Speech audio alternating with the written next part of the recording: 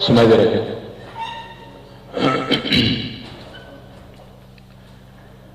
आप सबका शुक्रिया। मैं पहली बात तो आप सबका शुक्रिया अदा करना चाहता हूं कि आप इतने सुबह सुबह आप आ गए। हमारे पार्टी की तरफ से पिछले 2-2.5 महीने से हम लोग कैंपेन में लगे हुए हैं, तो इनमें से कई सारे इश्यूज ऐसे हैं जिनके बारे में मैं थोड़ा क्लैरिफिकेशन देना चाह रहा था। खास हमारे माइनॉरिटीज़ और स्पेशली हमारे मुसलमान भाई और बहन जो हैं, उनको कुछ चीज़ों के बारे में जो अफवाहें, जो गुमराह करने की कोशिश जो कांग्रेस पार्टी और बीजेपी कर रही हैं, इनके बारे में मैं थोड़ा क्लैरिफिकेशन और इनके बारे में मैं कुछ कहना चाह रहा था। पहली बात तो यह है कि कांग्रेस पार्टी एक ज़बरदस्त नेगेटिव प्रोपेगेंडा चलाते हुए हमारी केसीआर साहब की हुकूमत को, बीआरएस हुकूमत को बदनाम करने की बहुत बड़ी कोशिश कर रही है। उन्होंने एक रूमर प्रोपेगेंडा ये चालू कर दिया कि 9 मस्जिदों की शहादत हो गई जब से बीआरएस पार्टी यहाँ पे सत्ता संभाली, यहाँ पे जब से बीआरएस की हुकूमत आई। मैं खुलासा करना चाहता हूँ, क्लैरिफाई करना चाहता हूँ आप सबको, इसमें कोई सच्चाई नहीं है, बिल्कुल ही गलत है, सरासर गलत है। ये झूठ के बुनियाद पे आज एक नेगेटिव प्रोपेगेंडा कांग्रेस पार्टी जो कर रही है, ये सरासर गलत है। मैं पूरी तरह से मैं डिटेल भी लाया, मैं पूरा छानबीन करके, तहकीकात करके हमारे पार्टी की तरफ से और हमारे गवर्नमेंट की तरफ से मैं जो भी आज डिटेल कह रहा हूँ, I am up for any scrutiny. आप कोई भी स्क्रूटिनी आप करना चाहें, हम तैयार हैं। जो 9 मस्जिदों की बात कर रहे हैं कांग्रेस पार्टी वाले, मैं बोलना चाहता हूँ, मस्जिद यखाना और अशूर खाना अंबरपेट में जो मस्जिद थी, वहाँ पे हुआ क्या है कि ओरिजिनली एक रेसिडेंस था और अंबरपेट की जो फ्लाईओवर बन रही थी वो 6 नंबर चौरस्ते पे, तो रोड एक्सपेंशन के वास्ते जब बात आई ये मस्जिद खाना अशूर खाना की, तो वहाँ पे एक मुस्लिम फैमिली रह रही थी। उन्होंने इनफैक्ट किराए पे भी दिया हुआ था एक शॉप के वास्ते। तो जब जीएचएमसी ने उनको अप्रोच किया तो उन्होंने 2.5 करोड़ उनसे जीएचएमसी से कॉम्पेंसेशन भी लिया और उन्होंने खुद आगे आके वो लैंड को सरेंडर किया। मैं पहली बात तो ये कहना चाहता हूँ, फैमिली आगे आई, कॉम्पेंसेशन ली, बाद में ये हुआ। साथ ही साथ तेलंगाना सेक्रेटेरिएट जब नहीं बन रही थी, पुरानी जब सेक्रेटेरिएट तोड़ के नहीं बनाने की जो बात हुई, तो उसमें मस्जिद दफ्तरे मोतामदी और मस्जिद हाशमी दोनों के बारे में बहुत सारे अफवाहें, बहुत सारे लोग आज कैंपेन कर रहे हैं, बट ये हकीकत तो यह है कि दोनों के दोनों शानदार तरीके से बनाए गए। और हमें तो बस एक और बात भी कहना है, बीजेपी वाले तो ये कहते हैं कि सेक्रेटेरिएट खुद मुस्लिम आर्किटेक्चर, इस्लामिक आर्किटेक्चर पे बेस्ड है करके बीजेपी वाले भी बदनाम कर रहे हैं। आप देखिए, ख्वाजा महमूद शमशाबाद मास्क जो है, ये वहां पे एक म्युनिसिपल कमिश्नर थे जिनका नाम है साबिर अली। जिस दिन एक आदमी ने हाई कोर्ट में एक फाइल किया पिटिशन कि मॉस्क को इलीगली कंस्ट्रक्ट किया गया, ये म्युनिसिपल कमिश्नर का नाम है साबिर अली। जब साबिर अली साहब आगे आके वो हाई कोर्ट ऑर्डर इंप्लीमेंट करने के कोशिश कर रहे थे, तो हमारे महमूद अली साहब, हमारे होम मिनिस्टर साहब खुद चले गए वहां पे और सारे वक्फ बोर्ड के भी अफसरों को लेके गए और अल्टीमेटली उसको पूरी तरह से रिकंस्ट्रक्शन भी, ख्वाजा महमूद शमशाबाद मास्क का रिकंस्ट्रक्शन भी पूरी तरह से हम लोग मुकम्मल कर दिए। साथ ही साथ कुतुब शाही मस्जिद शामिरपेट में इसकी भी शहादत की बात हुई थी, बात फैला रहे हैं। तो मैं कहना चाहता हूँ, ये जो काम था, ये करतूत जो था, कुछ चंद वहां पे लैंड ग्रैबर थे उनकी थी, और जब लैंड ग्रैबर आए उस पर पड़े, उसमें गवर्नमेंट का कोई हाथ नहीं आए और उसको गिराने की कोशिश करे, तो उसको पुलिस ने और ऑफिसर्स ने और लोकल जनता ने पूरी तरह से, लोकल जो हमारे हिंदू भाई है उन्होंने भी इसकी सपोर्ट की और पूरी तरह से रिकंस्ट्रक्शन भी करवा दी। यह है कुतुब शाही मस्जिद शामिरपेट। और एक कुत्तागुड़म भद्राद्री में 2019 की बात हो रही है कि एक मस्जिद की शहादत हो गई जो फॉरेस्ट एरिया में थी। बट मैं फिर से कहना चाहता हूँ, वहां पे भी रिकंस्ट्रक्शन हो गया और वहां पे भी फिर हुकूमत ने ही आगे आके पूरी तरह से कोत्तागुडम भद्राद्री में 2019 में ही फॉरेस्ट वालों को मना के रिकंस्ट्रक्शन भी हमने करवा दिया। साथ ही साथ मस्जिद नूरी शमशाबाद, ये मस्जिद जो है पूरी तरह से आज भी महफूज है, पूरी तरह से इंटैक्ट है। अगस्त में उसके बगल में जो मुलगियां थी वो भी NH national highway authority of India वाले वो मलगी हटाए, पर पूरी मस्जिद पूरी तरह से महफूज है। और मैं एक और बात भी कहना चाहता हूँ, इसके बारे में मैं खुद वाकिफ हूँ। हमारे जो लोकल MP है रंजीत रेड्डी और लोकल MLA जो है प्रकाश गौड़, दोनों भी मेरे पास आए थे वहां के लीडरों को लेके, और हमने यहाँ पे मस्जिद नूरी का एक नया मस्जिद भी हमने बनाया। इसमें मलगी चले गए पर मस्जिद इंटैक्ट है और नया मस्जिद भी वहां पे बनवा दिया गया। साथ ही साथ एक आरोप ये भी लगा जा रहा है कि जलालगुड़ा बालापुर में एक उस्मान मोहम्मद करके कांग्रेस लीडर है, वो फैलाए जा रहे हैं कि यहाँ पे कुछ हुआ, पर मैं कहना चाहता हूँ यहाँ पे हुआ ही कुछ नहीं है। वहां पे मस्जिद का वहां पे कोई प्रूफ भी नहीं है कि वहां पे एक मस्जिद था। तो जो उस्मान मोहम्मद है, ये जो आज कह रहे हैं, ये जो आरोप लगा रहे हैं, सरासर गलत है। मैं आपसे कहना चाहता हूँ आखिरी में 9वीं मस्जिद कुतुबशाही मस्जिद जो हयात बख्शी मस्जिद के बारे में भी कुछ लोग क्लेम कर रहे हैं कि इनकी भी शहादत हो गई, बट मैं कहना चाहता हूं आपसे कोई प्रूफ नहीं है इसके बारे में, कोई एविडेंस नहीं है कि ये सच है। भाइयों, इसलिए मैं कहना चाहता हूं आप जो एक फॉल्स प्रोपेगेंडा, जो रूमर मिल जो चल रहा है आज, इसको लेके थोड़ा होशियार रहिएगा, क्योंकि आज तेलंगाना में जीतने के लिए कुछ भी बोल के, मतलब नेगेटिव प्रोपेगेंडा चला के, कुछ भी बोल के, झूठ को वही सच बोलने का एक तरीका निकाल के, एक झूठ को 100 बार बोल के आज जबरदस्ती एक कोशिश कर रही है कांग्रेस पार्टी और बीजेपी वाले। इसके बारे में मैं हर किसी से कहता हूं कि आप होशियार रहिए। मुझे तो कांग्रेस पार्टी की रवैया देख के मुझे ये लग रहा, आज जो प्यार जता रहे हैं, जो मोहब्बत जता रहे हैं, वो हमारे माइनॉरिटी ब्रदर्स, खास हमारे मुसलमान भाई और बहन की तरफ, मुझे एक कहावत याद आ गई, एक बिल्ली 100 चूहे खा के हज को निकली। वो कहावत याद आ गई मेरे को। कई को बोले तो आज 55 साल हुकूमत चलाने वाली कांग्रेस, 55 साल हुकूमत चलाने वाली कांग्रेस आज आके ये कहती हैं कि मुसलमान गरीब है, लाचार है, पासमंदगी में फंसा हुआ है। तो मैं पूछना चाहता हूं भाइयों, कौन जिम्मेदार है? 55 साल हुकूमत चलाने वाली कांग्रेस जिम्मेदार है कि 9 साल हुकूमत चलाने वाले KCR जिम्मेदार है? आप सोचिएगा। एक बात मैं इस चीज पे कहना चाहता हूं, आज कांग्रेस पार्टी इतनी कंफ्यूज्ड है, इतनी बुरी तरह कंफ्यूज है, क्योंकि उनको किसी भी हाल में वोट चाहिए। इतना कंफ्यूज है वो कि उनके माइनॉरिटी डिक्लेरेशन खुद आज गड़बड़ है। और मैं आज पूरी जिम्मेदारी के साथ बात कह रहा हूं, आज कांग्रेस पार्टी ने जो माइनॉरिटी डिक्लेरेशन लाया, ये अगर अमलावरी होगी इसकी, तो सबसे ज्यादा नुकसान होगा मुसलमानों का। वो इसलिए क्योंकि कांग्रेस पार्टी कहती है अपने माइनॉरिटी डिक्लेरेशन में कि सेंसस कराएंगे और माइनॉरिटीज को ले जाके मुसलमानों को BC में डालेंगे। मैं पूछना चाहता हूं, BC और मुस्लिम का क्या वास्ता है? हाँ, 4% तहफुजात के लिए मुसलमानों को, चंद मुसलमानों को, चंद कम्युनिटीज को ऐड किया गया BC में, BCE करके एक कैटेगरी बना के ऐड किया गया। बट इसका मतलब ये नहीं कि पूरे के पूरे मुसलमान आज BCE कैटेगरी में है। आज बीजेपी और कांग्रेस दोनों भी एक ही आवाज से बोल रहे हैं।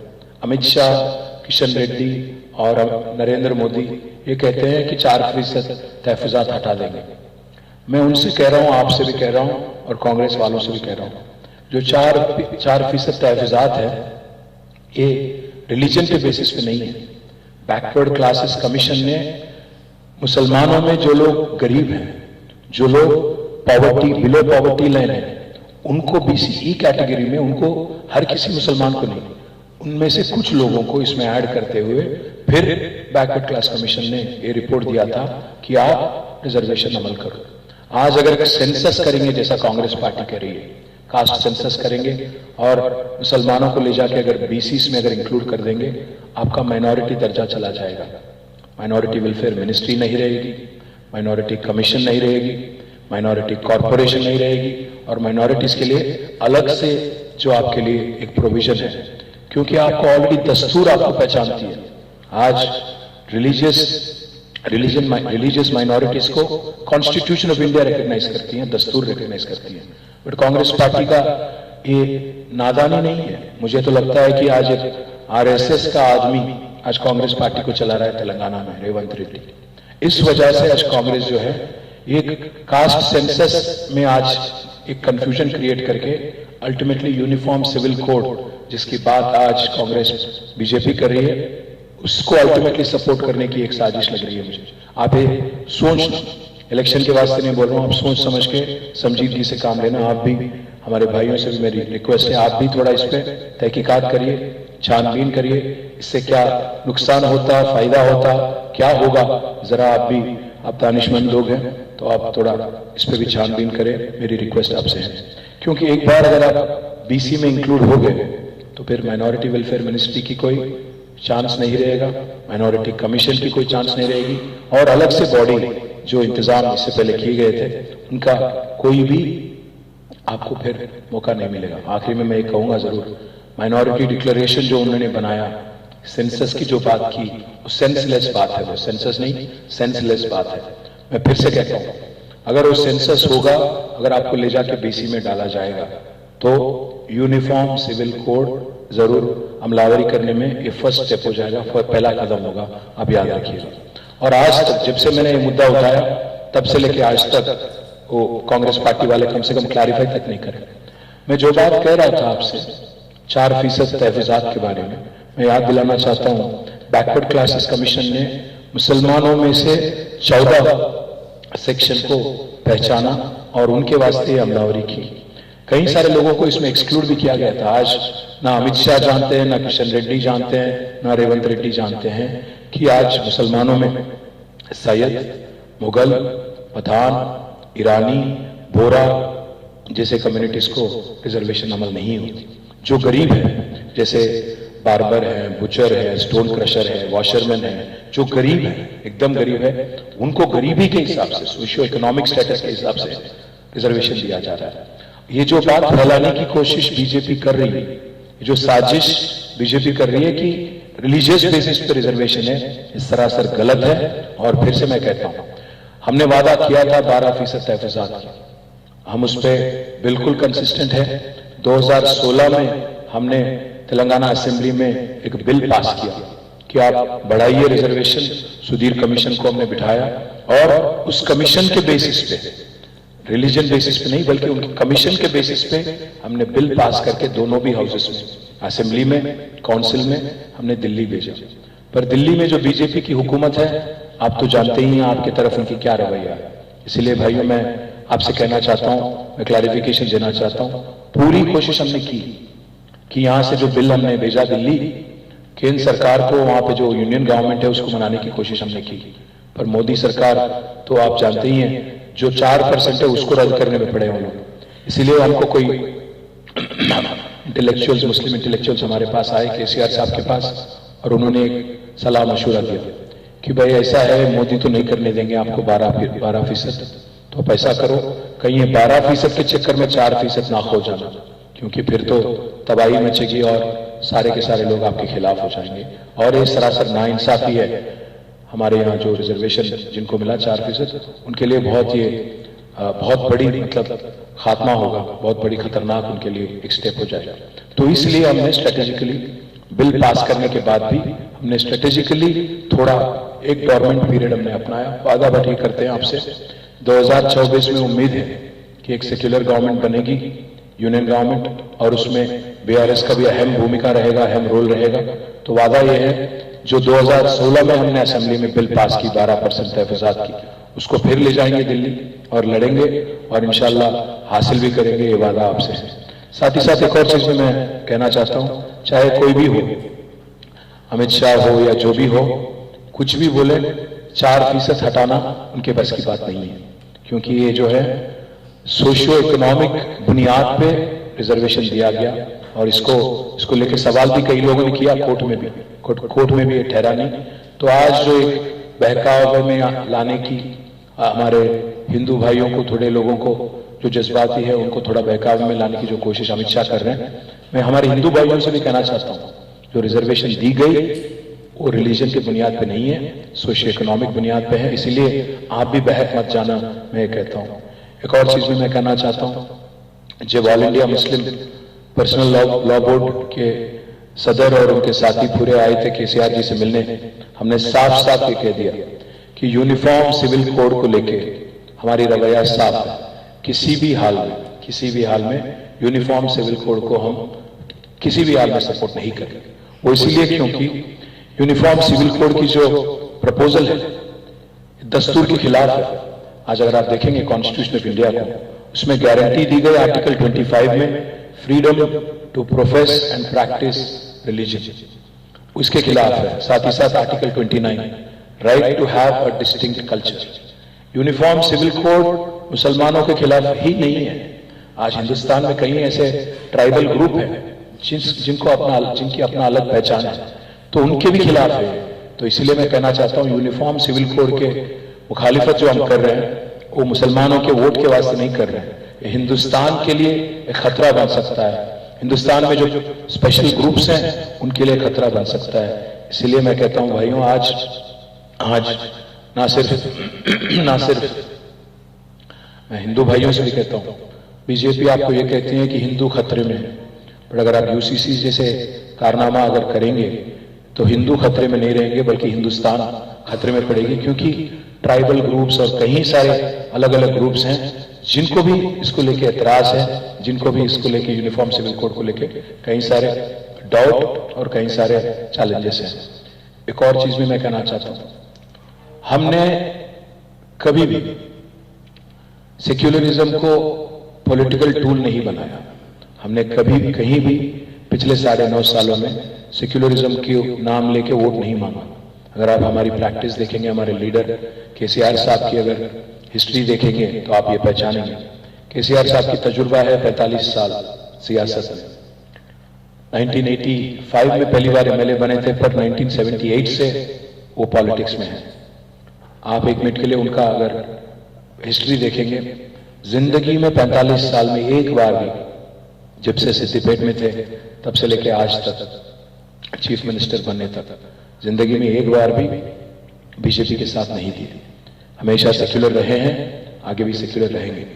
हम सेक्युलर बाय चॉइस है, बाय चांस नहीं है। हम पॉलिटिकली कन्वीनियंस के लिए सेक्युलर नहीं है, हम मजबूरी के लिए सेक्युलरिज्म नहीं प्राप्त करते हैं। मैं आपको याद दिलाना चाहता हूं, हैदराबाद के बाहर अगर कोई इकबाल मीनार बना पहली बार, तो बना सिद्दीपेट में 1985-1986 में केसीआर साहब ने बनवाया। हैदराबाद के बाहर कोई एक शादी खाना बना पूरे आंध्र प्रदेश में, मुत्तहिदा आंध्र प्रदेश में, तो वो था सिद्दीपेट। ना सिर्फ वो बल्कि 45 साल के अपने करियर में केसीआर साहब ने कभी भी बीजेपी के साथ कोई समझौता नहीं की। और जब से हमारी पार्टी बनी 2001 में, लोग 5वीं इलेक्शन है हमारे लिए, 5th इलेक्शन है। ये 5 इलेक्शनों में अगर आप देखेंगे 2 बार हमने अलायंस किया। 2004 में हमने अलायंस किया कांग्रेस के साथ, क्योंकि उन्होंने वादा किया था तेलंगाना देंगे। उसके बाद हमने रियलाइज किया गलती थी, क्योंकि लोग चीट कर दिए, हमें तेलंगाना नहीं दिए, तो बाहर आ गए 2006 में और फिर लड़ाई जिद्दोजहद चालू कर दी। 2009 में हमारी अलायंस हुई थी कम्युनिस्ट और टीडीपी के साथ, क्योंकि टीडीपी ने भी वादा किया था कि तेलंगाना की ताउन करेंगे। उसके बाद जब तेलंगाना केसीआर साहब की जिद्दोजहद और भूख हड़ताल 2009 में जो शुरू हुई, उसको लेके 11 दिन मौत के मुंह में जाके केसीआर साहब जो तेलंगाना हासिल करे, उसके बाद में 2014 में हमने अकेले ही लड़ाई की, इलेक्शन में अकेले ही गए। 2018 में भी हम लोग अकेले लड़े और 2023 में भी हमारी जंग जो है, हमारी लड़ाई जो है, अकेले ही हम लोग लड़ रहे हैं। जिंदगी में 45 साल में कभी भी बीजेपी के साथ कोई समझौता नहीं करने वाले केसीआर के खिलाफ आज यहाँ पे राहुल गांधी आके अनशन बोलते हैं। और ये बात तो जाहिर है दोनों राहुल जी को और मोदी जी को, दोनों को भी पसंद हम नहीं है, क्योंकि दोनों के लिए खतरा है केसीआर पॉलिटिकली। अब मोदी आके ये कहते हैं कि केसीआर ने पैसा दिया कांग्रेस को कर्नाटक में, अब राहुल आके ये कहते हैं कि ये बीजेपी के बी टीम है। पर राहुल गांधी तो आदत से मजबूर है बेचारा, क्योंकि जाता है कोलकाता, वहां जाके बोलता है दीदी आप बीजेपी के बी टीम हो। वहां से जाता दिल्ली, वहां बोलता केजरीवाल आप बीजेपी के बी टीम। और फिर वहां से आके हैदराबाद आके बोलता आप बी टीम है बीजेपी के केसीआर साहब को। मैं ये पूछना चाहता हूं आप सबसे, क्या राहुल गांधी और कांग्रेस ने ठेका ले रखा है क्या इस देश के मुसलमानों पे, इस देश के मुसलमान वोटों पे, आपकी पूरे काम पे? उनको अगर लगता है कि उन्होंने वो ठेकेदार हैं और उनको ही वोट मिलना है और मुसलमानों को उनको ही सपोर्ट करना है, ये कहां की रीत है? क्या मुसलमान इस देश के शहरी नहीं है क्या? अगर कोई एक शहरी होने के नाते अच्छा गवर्नमेंट अगर मैं चूज करना चाहता हूं, एक सेक्युलर गवर्नमेंट को मैं चूज करना चाहता हूं, तो आप होते कौन हो डिक्टेट करने वाले? बीजेपी बी टीम बोलने वाले, मैं उनको एक बात साफ साफ कहना चाहता हूं, अगर हम बीजेपी के बी टीम होते तो हम पे केस क्यों लगता, केसेस क्यों बनाते हैं? आप देख रहे हैं क्या हो रहा है, आईटी रेड होते हैं, ईडी रेड होते हैं, ईडी के केस लगते हैं, मोदी आके बोलते हैं कि इनको सबको जेल में डाल देंगे। अगर हम बी टीम होते तो ये सब होता क्या? और दूसरी बात मैं ये भी पूछना चाहता हूं आपसे, अगर हम बी टीम होते तो क्या हम इतना बड़ा रकम जो माइनॉरिटी वेलफेयर के लिए हम खर्च कर रहे हैं पिछले 10 साल में, ये क्या हम खर्च कर पाते? आप एक मिनट के लिए सोचिए, आज कांग्रेस की जो हुकूमत है, राजस्थान में है उनकी हुकूमत, जहां की आबादी है मुसलमानों की 80 लाख, क्या बजट है कांग्रेस पार्टी की माइनॉरिटी वेलफेयर राजस्थान में? 540 करोड़। जहां 80 लाख मुसलमान हैं राजस्थान में, जहां बहुत बड़ी बजट है, बड़ी दिल तो है नहीं कांग्रेस के पास, 540 करोड़ वहां की माइनॉरिटी वेलफेयर बजट है। और कर्नाटक में 90 लाख पॉपुलेशन है मुसलमानों की, और वहां की बजट अभी जो नई गवर्नमेंट आई उन्होंने किया 2000 करोड़। और अगर आप छत्तीसगढ़ देखेंगे जहां आबादी है करीब 6 लाख, वहां की बजट है 100 करोड़ से भी कम। भाइयों, मैं पूछना चाहता हूं, पूरे हिंदुस्तान में आज सबसे ज्यादा आबादी अगर मुस्लिम्स की है तो वो है उत्तर प्रदेश में, जहां 4 करोड़ आबादी है, जहां की बजट है 1700 करोड़। उसके बाद आता है वेस्ट बंगाल। वेस्ट बंगाल में अगर आप देखेंगे तो 2.5 करोड़ मुसलमान है, जहां की बजट है 2000 करोड़। उसके बाद आता है महाराष्ट्र, 1 करोड़ 40 लाख वहां की आबादी है और वहां की बजट है 670 करोड़। उसके बाद है राजस्थान, जहां की बजट अभी मैंने बताया आपको, पॉपुलेशन 80 लाख है और बजट है 540 करोड़। और तेलंगाना की छठी नंबर 6th है, 50 लाख यहां की आबादी है और यहां की बजट है 2200 करोड़। मैं कहना यह चाहता हूं, पिछले 9.5 सालों में किसने कहा हमसे कि आप खर्च करो? आज हमने खर्च किया, अगर कोविड नहीं होता तो कम से कम 15,000 करोड़ खर्च करते, पर आज हमने पिछले 9.5 सालों में खर्च किया 12,780 करोड़। 12,780 करोड़। तारीख में मुझे एक ऐसी हुकूमत दिखा दें आप जिसने इससे ज्यादा रकम माइनॉरिटीज के लिए खर्च किया हो, कांग्रेस का हो या जो कोई और गवर्नमेंट हो, मुझे एक दिखाइए पूरे 75 सालों में हिंदुस्तान में, इस मुल्क में इससे ज्यादा माइनॉरिटीज के लिए खर्च करने वाली एक गवर्नमेंट मुझे दिखा दें आप। अगर आप कंपेयर करना चाहते हो तो मैं एक बात कहना चाहता हूं, 2004 से लेके 14 तक यहां पे कांग्रेस की हुकूमत थी। कांग्रेस की हुकूमत में आंध्र प्रदेश में, मुत्तहिदा आंध्र प्रदेश में कुल मिला के खर्च किया तेलंगाना इलाके में 930 करोड़ 10 सालों में, मतलब सालीना 100 करोड़ भी नहीं खर्च कर। हम लोग खर्च कर रहे हैं 2200 करोड़ और वो लोग नहीं खर्च कर पाए कम से कम 100 करोड़। और ये लोग आके आज हम पे शिकायत करते हैं, हम पे आरोप लगाते हैं। जैसा मैंने कहा, हम सेक्युलर बाय चॉइस है, पॉलिटिकल कंपल्शन की तरफ से नहीं है। हमें हमारी सेक्युलरिज्म को दिखाने के लिए 4000 किलोमीटर चलने की जरूरत नहीं है। 4 कदम चलेंगे और जो हमारे अगल बगल में हमारे जो मुसलमान भाई है, क्रिश्चियन भाई है, उनसे मिलेंगे, उनके हाथ मजबूत करके 4 कदम चल के हम दिखा देंगे, जैसा पिछले 9.5 सालों में हमने दिखाया 4 कदम। मैं ये बात जरूर कहूंगा आपसे कि हमने कभी ये नहीं सोचा कि अगर बजट दे दिया तो कोई मेहरबानी हमने कर दी। हमने फर्ज माना, इसको हमारा फर्ज माना, हमने इसको हमारी जिम्मेदारी हमने मानी, इसीलिए हमने ये सब कुछ किया। हमने कभी वादा भी नहीं किया, हमने कोई डिक्लेरेशन नहीं दिया, वादा नहीं किया कि हम रेजिडेंशियल स्कूल बनाएंगे आपके लिए। पर आज 205 रेजिडेंशियल स्कूल है हमारे माइनॉरिटी भाइयों के लिए, बहनों के लिए। आप मुझे एक ऐसी रियासत बता दें पूरे हिंदुस्तान में जहां 205 रेजिडेंशियल स्कूल तश्कील किए गए, जहां 1,32,000 बच्चे पढ़ते हैं, जिनकी देखभाल आज 1,20,000 रुपया एक एक बच्चे और बच्ची पे खर्च करके उनकी देखभाल की जाती है।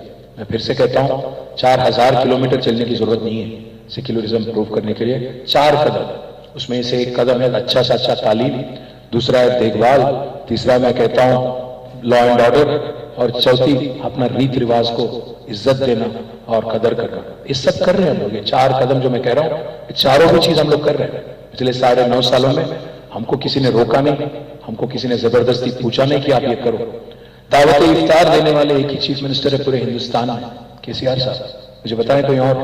मैं एक और चीज भी कहना चाहता हूं, आज ना सिर्फ रेजिडेंशियल स्कूल बल्कि पोस्ट मैट्रिक और प्री मैट्रिक स्कॉलरशिप अगर दिए जाते हैं तो 3,48,000 बच्चों को दिए जाते हैं माइनॉरिटीज में।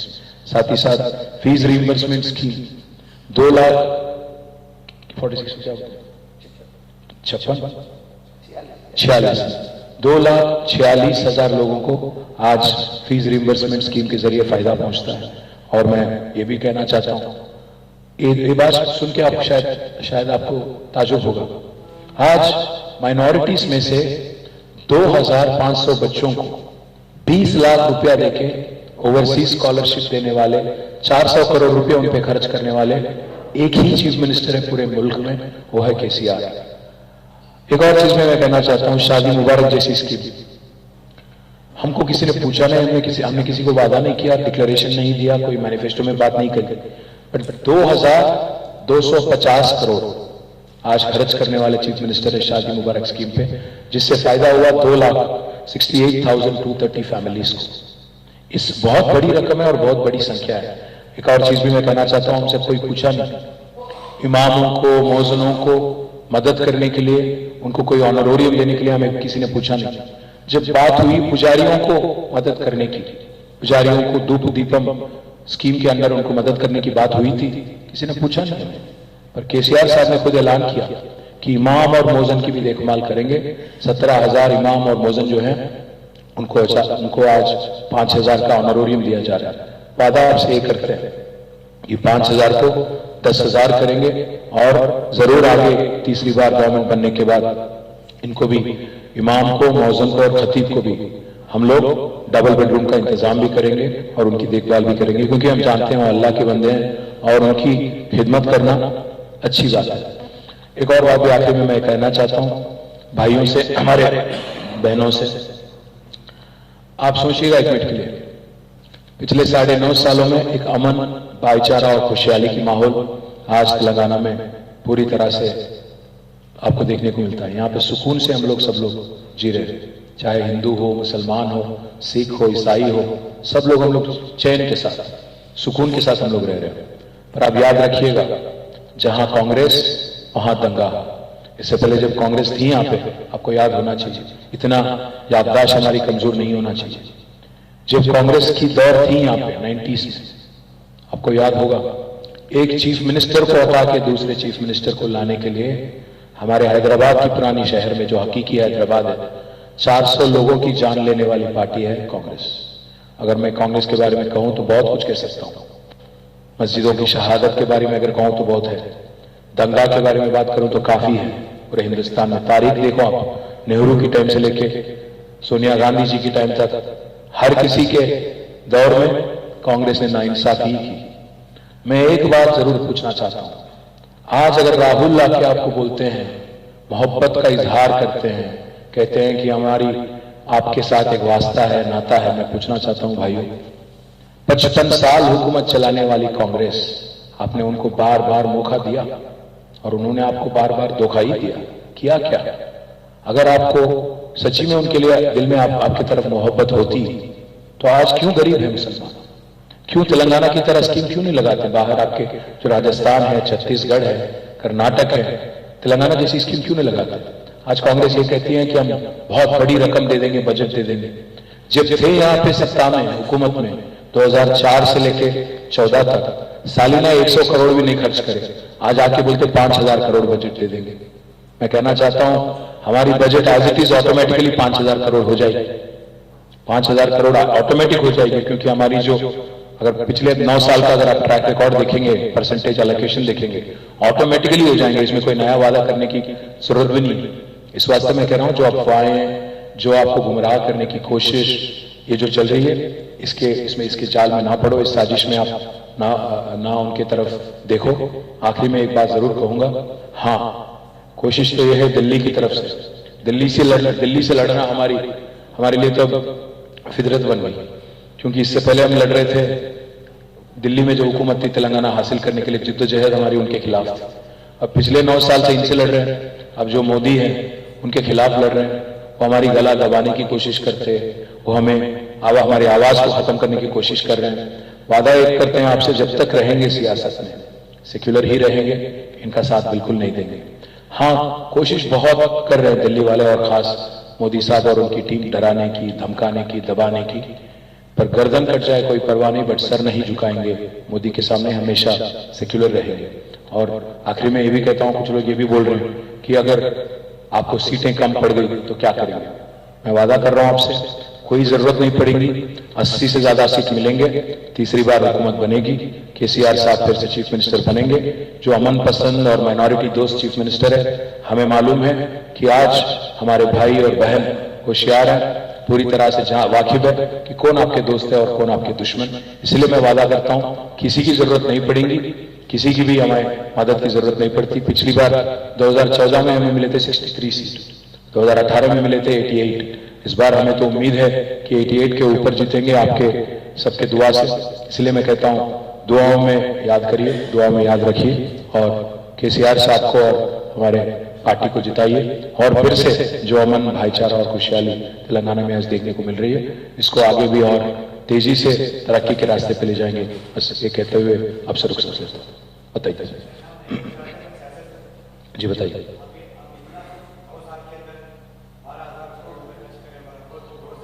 12,780 जी।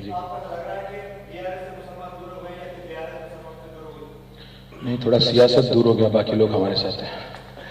मैं बात यही कह रहा हूं, सीधी बात है भाई, अगर कोई गुमराह करने की कोशिश करे तो साजिश को तोड़ना भी हमारी फर्ज है, हमारी जिम्मेदारी है। हमारे आमिर भाई से भी हमारी बात हुई थी, उनसे भी उनके साथ तो हम काम कर चुके हैं तेलंगाना जिद्दोजहद में। जाहिर भाई भी हमारे साथ, जहीर भाई भी हमारे साथ चलते थे।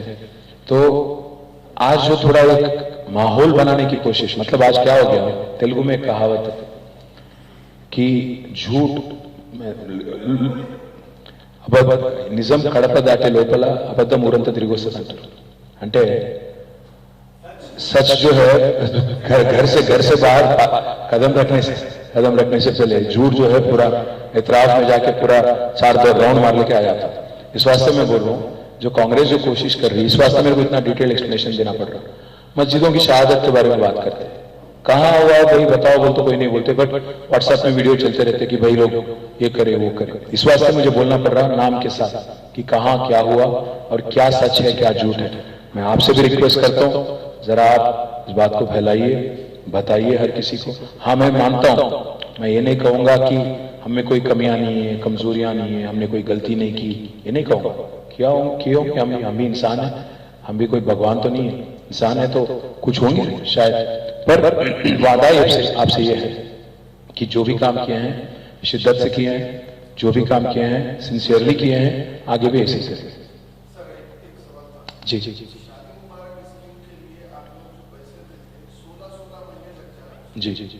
तो उसमें जो गरीब खानदान है जिसका बाप पैसे वाला है वो तो उसको एसग्रेशिया समझिए बोनस है आपकी तरफ से, मगर जो लोग गरीब लोग हैं सूद पे पैसा लाके वो 1 लाख रुपए की खातिर 75,000 रुपए और बढ़ाना पड़ता।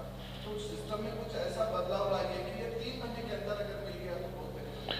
बिल्कुल, मैं एक सर कल मैं ये बोला कि आपसे मिलने जा रहा हूँ, ऐसा बुलाया हमारे को साथ बोल के बोले, तो मैं ये 3-4 खवातीन जी बिल्कुल। मैं एक और चीज भी कहना चाहता हूँ, सही बात है आप जो बोले, सही बात है, थोड़ा लेट हुआ है, खास कोविड के बाद थोड़ा लेट हुआ है, बट ग्रीन चैनल में डालेंगे ताकि जल्द से जल्द पैसे निकले और जल्द से जल्द उनको अगर शादी के वक्त तक अगर मिले तो और भी अच्छी बात है। बट कांग्रेस ने जो स्कीम लाया अभी शादी मुबारक की जगह, वो बहुत खतरनाक है। कांग्रेस पार्टी ये प्रॉमिस करती है कि नया जो कपल है जो मैरिड है उनको दे देंगे पैसे, जो गरीब बच्ची है उनके फैमिली को नहीं मिलेगा।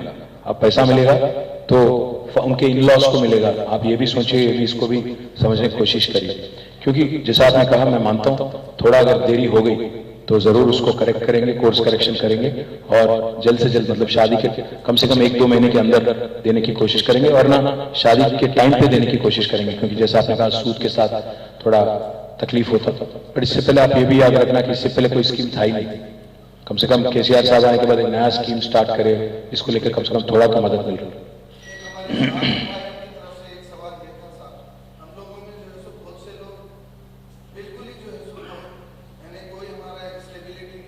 जी अब जो सोशल मीडिया पे काम कर रहे हैं वो लोग जो है सो कोई कुछ ऐसा, तो हमारे लिए 2 बेडरूम में हम लोगों को कुछ ऐसा दीजिए और सोशल मीडिया को आप एक प्लेटफॉर्म कीजिए जिससे हमारे लिए हमारे जितने भाई हैं। क्या नाम है आपका? क्या नाम है? मेरा नाम Syed Ahmed Mustafa Qadri, daily time news. Syed Gulab, लंबी नाम है आपकी? खादरी। तो खादरी एक ऐसी बात है, अब जर्नलिज्म भी दिन ब दिन बदलते जा रहा है। पहले था प्रिंट, बाद में आ गया इलेक्ट्रॉनिक, अब आ गया आपका डिजिटल। तो मसला इसमें यह है, कई सारे ऐसे डिजिटल जर्नलिस्ट नाम रख लेके हर दिन चीफ मिनिस्टर को गाली देने वाले जर्नलिस्ट भी काफी सारे हैं। मैं आपकी बात नहीं कर रहा हूँ खादर, आप जानते हैं मैं किसकी बात कर रहा हूँ। अब इसमें कौन ट्रेन जर्नलिस्ट है, कौन पढ़ के जर्नलिज्म पढ़ के आया, कौन जैसे ही बन गया एक यूट्यूब लगा लेके, ये भी देखना पड़ता। तो एक्रेडिटेशन जो है मैं आपको बताने की कोशिश कर रहा हूँ। आज पूरे हिंदुस्तान में सबसे ज्यादा एक्रेडिटेड जर्नलिस्ट कहीं हैं तो तेलंगाना में है, 19,000 से ज्यादा जर्नलिस्ट है। कंपैरिजन के लिए बोल रहा हूँ, गुजरात में 3,000 है। हमसे उनकी आबादी बड़ी है, स्टेट भी बड़ी है, पर उनका दिल बड़ा नहीं, वो अलग बात है। तो इसलिए मैं कह रहा हूँ कि आज तेलंगाना में जर्नलिस्ट वेलफेयर के लिए जो हम काम कर रहे हैं, उसमें अगर डिजिटल जर्नलिस्ट को भी इंक्लूड करने की बात अगर की जाती है तो जरूर मैं इस पर गौर करूंगा, बात भी करूंगा। 3 तारीख के बाद हुकूमत जब हमारी बनेगी तो फिर एक बार फिर से आराम से बैठ के बात करेंगे। कांग्रेस भी बदलेंगी, कांग्रेस बीजेपी कोई फर्क तो है नहीं। कांग्रेस का अब गांधी भवन में गॉड से बैठ गया, क्या बोल रहे हैं भाई, आरएसएस का आदमी आके गांधी भवन में बैठ गया, गार्ड से बैठ गया वहां पे। तो इसलिए मैं बोल रहा हूँ चाहे कुछ भी कर लेंगे, मैं तो आपसे वादा कर रहा हूं, आज आप याद रखो, हम लोग बीजेपी को पिछली बार भी एक ही सीट तक उनको सीमित करें, वो हम थे। कांग्रेस में काबिलियत नहीं है बीजेपी को हराने की। मैं वादा कर रहा हूं आपसे, तीनों भी जगह, गोशा महल हम जीतेंगे, करीमनगर हम जीतेंगे, कोरुटला हम जीतेंगे, हुजूराबाद हम जीतेंगे। ये चारों जगह आप लिख लो, आज चारों भी जगह आज कांग्रेस डमी कैंडिडेट को खड़ा करे। आप 1 मिनट ये भी सोचो, गोशा महल में क्यों कांग्रेस नहीं कैंपेन कर रही? क्यों रेवंत रेड्डी जाके अपने कैंडिडेट के लिए कैंपेन नहीं कर रहा? क्यों राहुल गांधी नहीं जाता? क्यों प्रियंका गांधी नहीं जाती गोशा महल और कैंपेन करते राजा सिंह के खिलाफ? क्या समझाता है? करीमनगर क्यों नहीं जाते? करीमनगर में भी कोई नहीं गए, कोरुटले में भी क्यों कोई नहीं गए? जहां 3-3, 4-4 बदमाश लोग कंटेस्ट कर रहे हैं, जो खुलेआम कहते हैं कि मुझे मुसलमानों से नफरत है, उनको वहां पर कांग्रेस ने क्यों डमी कैंडिडेट को टिकट दिया? क्या मजबूरी थी? आज क्यों आज कैंपेन नहीं कर रहे हैं गोशा महल में राहुल जी? और क्यों मैं एक सवाल ये भी पूछना चाहता हूं, क्यों कांग्रेस 12% तहफात के बारे में क्यों नहीं बात करती? क्यों नहीं बात करते? क्या डर है, क्या खौफ है? किससे डर रहे हो? क्यों राहुल गांधी खुलेआम आके क्यों नहीं कहते कि हम 12% हम हमलावरी करेंगे? आपने कहीं सुना उनको बोलते हुए? तो इसलिए मैं कहता हूं, आप कांग्रेस में बीजेपी में कोई ज्यादा फर्क नहीं है, दोनों भी इस्तेमाल करते हैं आपको। एक तो आपको दिखा के अब आके यहां बोलते हैं कोई कि आपका स्टीयरिंग असद भाई के हाथ में है, हमारा स्टीयरिंग हमारे ही हाथ में है, बीजेपी का स्टीयरिंग अदानी के हाथ में चले गया, वो अलग बात है। और बीजेपी वाले अगर ये मानते हैं कि हैदराबाद का नाम बदल देंगे, नाम बदलने से तकदीर नहीं बदलता। अगर तकदीर बदलना है तो अच्छे लीडर को चुनो और अच्छी गवर्नमेंट को, अच्छी हुकूमत को चुनो। नाम बदल दिए योगी आदित्यनाथ भी, क्या कर लिए? उनका क्या नाम था पहले? वो कुछ था आदित्य, कुछ तो नाम था, बाद में योगी बन गए उन्होंने, पर क्या फर्क पड़ा? हाँ, जो भी है उनका नाम, जो भी है, क्या फर्क पड़ता है यार? अब मैं अपना नाम बदल के अमिताभ बच्चन लगा लूं तो क्या अमिताभ बच्चन हो जाता हूँ? 6 फुट का होता हूँ क्या? उससे कोई नहीं फर्क पड़ता। वो बिल्कुल कतई मंजूर नहीं है हमें। हैदराबाद 450 साल की जो हमारी हिस्ट्री है, तारीख है, जो एक नाम है, जो पॉपुलर है, जिसको हम लोग प्यार से सब लोग पूरी दुनिया जानते हैं, तो उसको ऐसे ही महफूज रखेंगे, इसमें कोई चांस नहीं है बदलने का।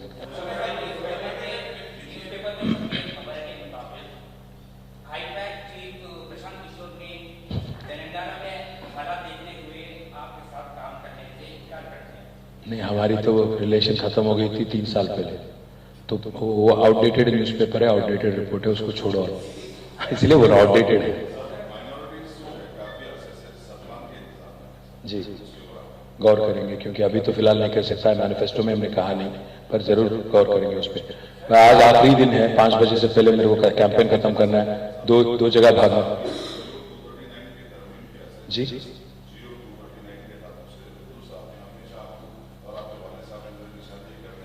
जी जी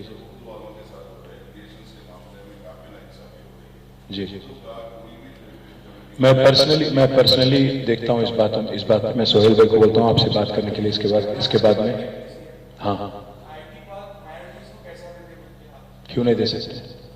पहाड़ी शरीफ में हम बनाना चाहते हैं, कोशिश ये करेंगे कि उसमें ज्यादातर माइनॉरिटी एंटरप्रेन्योर्स को मौका मिले। गलती है क्या माइनॉरिटीज को? नहीं, ऐसा नहीं भाई। रिक्वेस्ट ये आया था हमारे मिनिस्टर सबिता इंदिरा रेड्डी की तरफ से, जिनकी कॉन्स्टिट्यूंसी है कि पहाड़ी शरीफ में आप वहां पे एक पार्क बनाओ। अगर वो पार्क में ज्यादा माइनॉरिटीज को मौका मिले तो कांग्रेस पार्टी को क्या एतराज है, क्या तकलीफ है उनको? क्यों नहीं बनना? क्या मुसलमान एंटरप्रेन्योर नहीं बनना है, स्टार्टअप नहीं चलाना? कहीं को नहीं चलाना? क्या बोले? इस वास्ते बोल रहा हूं, मोदी और कांग्रेस एक ही आवाज में बोल रहे हैं, फिर तो दोनों की आवाज मिल रही, आप सोच लो। फिर हम तो बस हम यही कोशिश कर रहे हैं कि अगर ओल्ड सिटी में एक आईटी पार्क आ जाए, मलकपेट में तो हमने तश्कील की और चल रहा है, साथ ही साथ अगर पहाड़ी शरीफ में भी आए तो कुछ बच्चों को अगर मौका मिले स्टार्टअप एंटरप्रेन्योर बनने का, रोजगार मिले, तो क्या गलती है उसमें? शुक्रिया आपका, मैं जो भागना है माफी चाहता हूं। जी